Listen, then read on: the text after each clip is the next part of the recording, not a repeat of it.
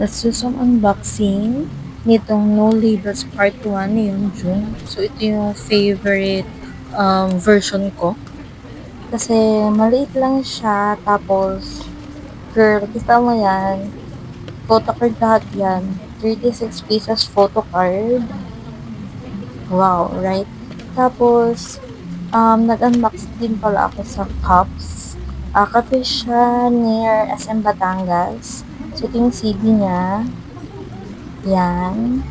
Tapos, yung mini photo book, yan ay sticker. Tapos ito yung folded poster. Oh, look at that. Nice. So, ito, um, mini photo book with lyrics. Yan siya. O, diba?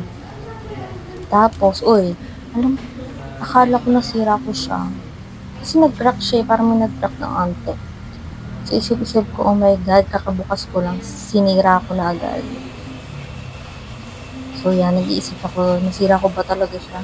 Magkadugtong ba siya? Ganun.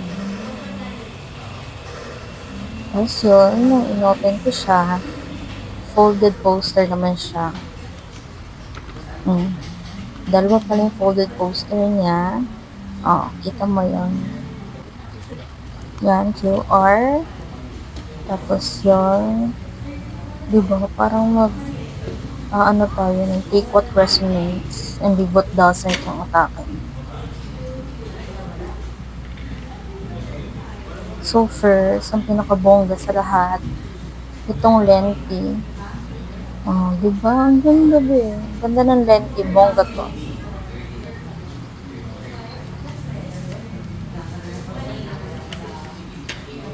So ito naman yung ibang cards. Wow, right?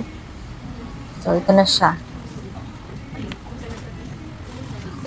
Tapos nakalimutan ko na yung ibang photo card pala is landscape. Since hindi ko naman nga kita kasi nga backcam yung gamit ko.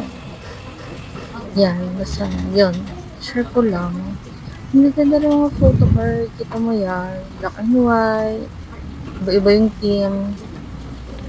May naka-sando, may naka-long sleeve, may naka-t-shirt, may naka-gray, may naka-white, black, brown.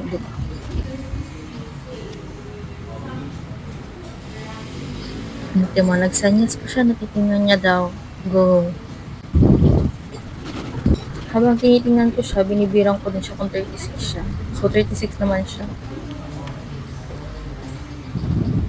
So, ito yung after ko mag-unbox. Share ko lang. So, yan. Bye.